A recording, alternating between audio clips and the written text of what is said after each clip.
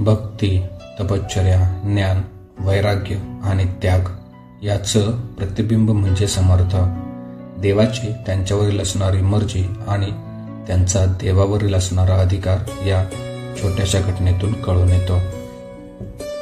एकदा समर्थ रामदास स्वामी हे पुरंदर किल्ल्यावरून चाफळला जाताना जेजुरीवरून चालले होते. तेवढ्यात एक धनगर घोड्यावरून समर्थांसमोर आला. त्याने समर्थांचे दर्शन घेतले व म्हणाले, महाराज, खंडोबाचं दर्शन घेऊन जाना. तेव्हा समर्थ हसून म्हणाले, अरे बाबा, मी रामाचा सेवक आहे. मी रामाव्यतिरिक्त इतरांना राम स्वरूपातच पाहतो. तुझ्या खंडोबाला इथूनच नमस्कार करतो. आता गड चढायला मला जमणार नाही.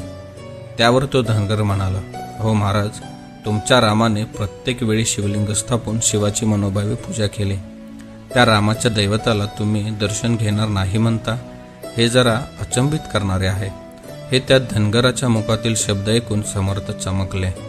मनात विचार केला, ही माझ्या रामाची आज्ञा दिसत आहे. हे पाहून नाईलाजाने धनगराच्या घोड्यावर बसून समर्थ जेजुरी गडावर आले. त्यावर धनगर म्हणाला, महाराज, तुम्ही दर्शन घ्या, मी घोडं बांधून येतो. समर्थ मंदिरात गेले.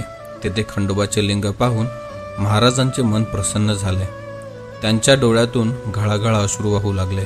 अंगाला कंप सुटला, वाणी सरद्दीत झाली आणि त्यांच्या मुखातून शब्द निघाले, पंचानन हयवाहन सुरभूषित नीळा, खंडा मंडित दंडित दानव अवलीळा, मणिमल्ल मर्दोनिया धुसर पिवळा, हिरे कंकन बाशिंगे सुमनांच्या माळा, जयदेव जयदेव जय शिव मल्हारी, वारी तुर्जन वारी निंदका पहारी, जयदेव जयदेव.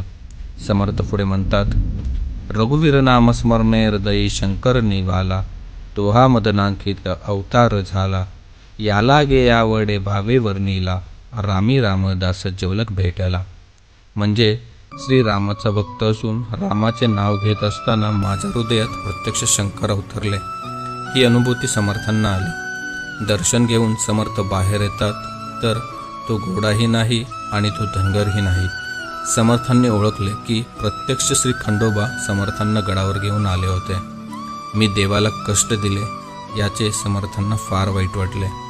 हीच खंडोबाची आरती आज सर्व महाराष्ट्रभर प्रचलित आहे. जय जय रघुवीर समर्थ.